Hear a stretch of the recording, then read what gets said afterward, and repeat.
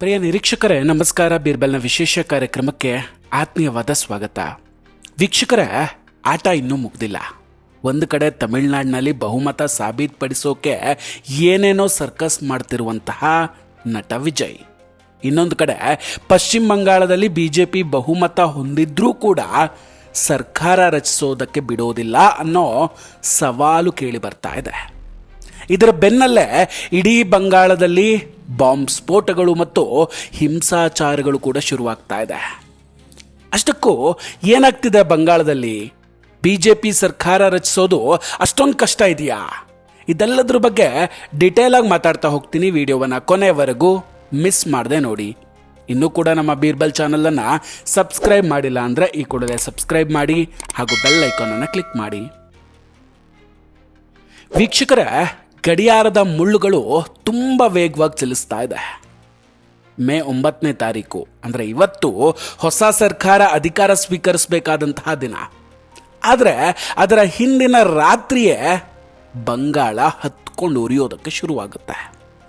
ಬಂಗಾಳದಾದ್ಯಂತ ಬಾಂಬ್ಗಳು ಸಿಡಿತಾ ಇದೆ. ಕೆಲವು ನಿರ್ದಿಷ್ಟ ಸಮುದಾಯಗಳ ಮನೆಗಳು ಈಗ ಶಸ್ತ್ರಾಸ್ತ್ರಗಳ ಅಡ್ಡೆಯಾಗಿದೆ. ಸರ್ಕಾರ ರಚನೆಯಾಗುವ ಕೇವಲ ಒಂದೇ ದಿನದ ಮೊದಲು ಹತಾಶೆಯ ಆಟ ಈಗ ಬಂಗಾಳದಲ್ಲಿ ನಡೀತಾ ಇದೆ. ಇಲ್ಲಿ ಪ್ರಶ್ನೆ ಏನಂದ್ರೆ, ಅಭಿಷೇಕ್ ಬ್ಯಾನರ್ಜಿ ಅವರು ಈ ಹಿಂಸಾಚಾರದ ಮೂಲಕ ಬಿಜೆಪಿಯ ಪ್ರಮಾಣ ವಚನ ಸಮಾರಂಭವನ್ನು ತಡೆಯೋದಕ್ಕೆ ಹೊರಟಿದ್ದಾರಾ? ಇದು ಸಾಧ್ಯ ಇದೆಯಾ? ನೋಡಿ, ಈ ಉದ್ವಿಗ್ನ ಪರಿಸ್ಥಿತಿಯ ನಡುವೆಯೂ ಕೂಡ ಕೇಂದ್ರ ಗೃಹ ಸಚಿವ ಅಮಿತ್ ಶಾ ಅವರು ಪಶ್ಚಿಮ ಬಂಗಾಳಕ್ಕೆ ಆಗಮಿಸಿದ್ದಾರೆ. ಅಲ್ಲಿಗೆ ತಲುಪಿದ ಕೂಡಲೇ ಒಂದು ದೊಡ್ಡ ಘೋಷಣೆ ಕೂಡ ಮಾಡ್ತಾರೆ. ಬಿಜೆಪಿಯ ಮಿಷನ್ನು ತುಂಬ ಸ್ಪಷ್ಟವಾಗಿದೆ, ಜೊತೆಗೆ ಯಾವುದೇ ರಾಜಿ ಇಲ್ಲ ಅಂತ ಹೇಳ್ತಾರೆ. ಅಮಿತ್ ಶಾ ಅವರು ಬಿಜೆಪಿಯ ಮುಂದಿನ ಮುಖ್ಯಮಂತ್ರಿ ಯಾರು, ಜೊತೆಗೆ ಇಬ್ಬರು ಉಪಮುಖ್ಯಮಂತ್ರಿಗಳು ಯಾರು ಅನ್ನೋದನ್ನು ಅಧಿಕೃತವಾಗಿ ಘೋಷಣೆ ಕೂಡ ಮಾಡಿದ್ದಾರೆ. ನಿರೀಕ್ಷೆಯಂತೆ ಸುವೇಂದು ಅಧಿಕಾರಿಯವರೇ ಮುಖ್ಯಮಂತ್ರಿ ಆಗಲಿದ್ದಾರೆ. ಬಿಜೆಪಿಯ ಈ ಮ್ಯಾಂಡೇಟು ಬಹಳ ಸ್ಪಷ್ಟವಾಗಿದೆ. ಅವರಿಗೆ ಕಾಕ್ರೋಚ್ ಮುಕ್ತ ಬಂಗಾಳ ಈಗ ಬೇಕಾಗಿರುವಂಥದ್ದು. ಮಮತಾ ಬ್ಯಾನರ್ಜಿ ಅವರು ತಾವು CM ಕುರ್ಚಿಯನ್ನು ಬಿಡೋದಿಲ್ಲ ಅನ್ನೋ ಹಠವನ್ನು ಹಿಡಿದಿದ್ದಾರೆ. ಆದರೆ ಬಿಜೆಪಿ ಹೇಳ್ತಾ ಇದೆ, ನಾವು ಆ ಕುರ್ಚಿಯನ್ನೇ ಕಿತ್ತು ಹಾಕಿದ್ದೇವೆ ಅಂತ. ಪ್ರಮಾಣ ವಚನ ಸಮಾರಂಭಕ್ಕೆ ಎಲ್ಲ ಸಿದ್ಧತೆಗಳು ಪೂರ್ಣಗೊಂಡಿದೆ. ಈ ವಿಡಿಯೋವನ್ನು ನೀವು ನೋಡುವಷ್ಟರಲ್ಲೇ ಪ್ರಮಾಣ ವಚನ ಕಾರ್ಯಕ್ರಮ ಮುಗಿದಿದ್ರೂ ಆಶ್ಚರ್ಯ ಏನಿಲ್ಲ. ಹಾಗಾದರೆ ಅಭಿಷೇಕ್ ಬ್ಯಾನರ್ಜಿ ಇಷ್ಟೊಂದು ಹತಾಶೆ ಆಗಿರೋದು ಯಾಕೆ? ಕಾರಣ ಇದು ಅವರ ರಾಜಕೀಯ ಅಸ್ತಿತ್ವದ ಪ್ರಶ್ನೆ ವೀಕ್ಷಕರೇ. ಅದೇ ಕಾರಣಕ್ಕೆ ತಮ್ಮ ಕಾರ್ಯಕರ್ತರಿಗೆ ಸೂಚನೆ ಕೊಡಲಾಗ್ತಿದೆ, ನಾವು ಸೋತಿಲ್ಲ, ಸಹಾಯ ಸಿಗಲಿದೆ ಅಂತ. ಈ ಹಿಂದೂಗಳ ಮತ್ತು ಬಿಜೆಪಿಯ ಜೀವನವನ್ನು ನರಕ ಮಾಡಬೇಕು ಅನ್ನೋದೇ ಇಲ್ಲಿ ಅವರ ಮುಖ್ಯ ಉದ್ದೇಶ ಆಗಿರುವಂಥದ್ದು. ಅವರ ಉದ್ದೇಶ ಕೇವಲ ಅಧಿಕಾರ ಅಲ್ಲ, ಬದಲಿಗೆ ಇಡೀ ರಾಜ್ಯದಲ್ಲಿ ಅರಾಜಕತೆಯನ್ನು ಸೃಷ್ಟಿ ಮಾಡೋದು. ಅಭಿಷೇಕ್ ಬ್ಯಾನರ್ಜಿ ಅವರು ಈ ಹಿಂಸಾಚಾರವನ್ನು ಅಂತಾರಾಷ್ಟ್ರೀಯ ಮಾಧ್ಯಮಗಳು ತೋರಿಸುವಂತಹ ಯೋಚನೆಯನ್ನು ಇಟ್ಕೊಂಡಿದ್ದಾರೆ. ಮಮತಾ ಬ್ಯಾನರ್ಜಿ ಇದ್ದಾಗ ಶಾಂತವಾಗಿದ್ದ ಬಂಗಾಳ ಬಿಜೆಪಿ ಬಂದ ಕೂಡಲೇ ಹೇಗೆ ಹತ್ಕೊಂಡು ಉರಿತಿದೆ ಅಂತ ಬಿಂಬಿಸೋದೇ ಅವರ ಮುಖ್ಯ ತಂತ್ರ.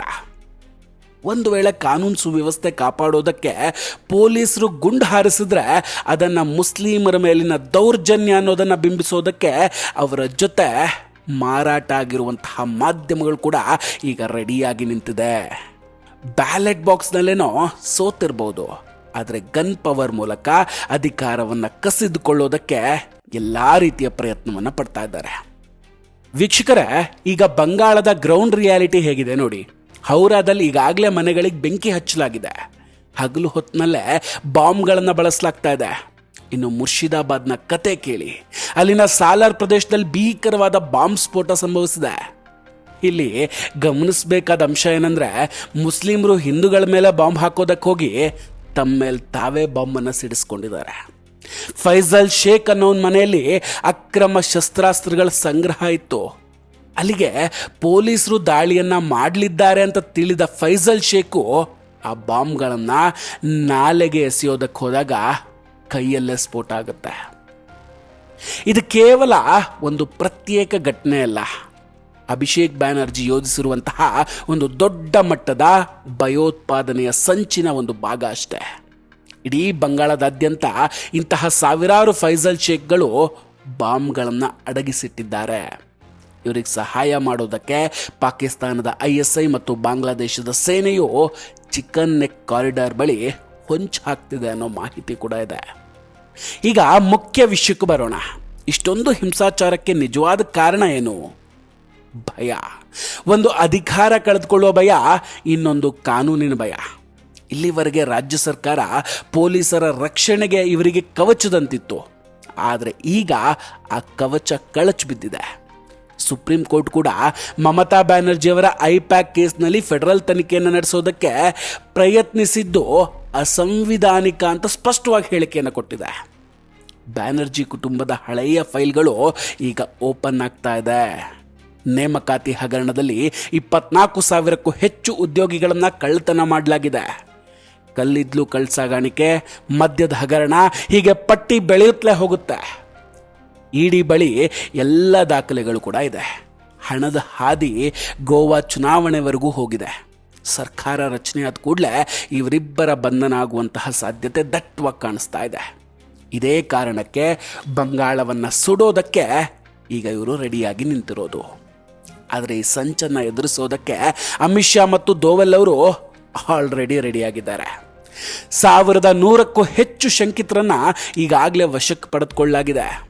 500ಕ್ಕೂ ಹೆಚ್ಚು ಮಂದಿ ಅರೆಸ್ಟ್ ಆಗಿದ್ದಾರೆ. ಪೊಲೀಸರಿಗೆ ಸ್ಪಷ್ಟವಾದ ಆದೇಶ ಇದೆ, ದಂಗೆ ಮಾಡೋದಕ್ಕೆ ಬಂದರೆ ನೇರವಾಗಿ ಗುಂಡು ಹಾರಿಸಿ ಅಂತ. ಕೇಂದ್ರ ಪಡೆಗಳು ಈಗ ಆಕ್ಟಿವ್ ಆಗಿದೆ. ಭಯೋತ್ಪಾದಕ ಜಾಲವನ್ನು ಒಂದೊಂದಾಗಿಯೇ ಧ್ವಂಸ ಮಾಡಲಾಗ್ತಾ ಇದೆ. BJP ನಾಯಕತ್ವ ಬಹಳ ದೃಢವಾಗಿದೆ. ಯಾರು ದೇಶ ವಿರೋಧಿಗಳೋ ಅವರಿಗೆ ತಕ್ಕ ಪಾಠ ಕಲಿಸುವ ಸಮಯ ಈಗ ಸರಿಯಾಗಿ ಬಂದಿದೆ.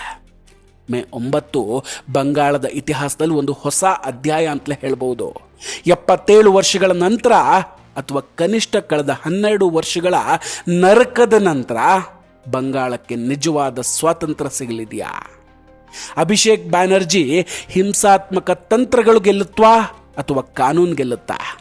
BJP ಸರ್ಕಾರ ಬಂದ ಮೇಲೆ ಯೋಗಿ ಆದಿತ್ಯನಾಥ್ ಅವರ ಬುಲ್ಡೋಸರ್ ಮಾಡೆಲ್ ಬಂಗಾಳದಲ್ಲೂ ಜಾರಿಯಾಗುತ್ತಾ? ಹಿಂದೂಗಳು ಪಟ್ಟಂತಹ ಕಷ್ಟಕ್ಕೆ ಈಗ ನ್ಯಾಯ ಸಿಗುವ ಕಾಲ ಬಂದಿದೆ.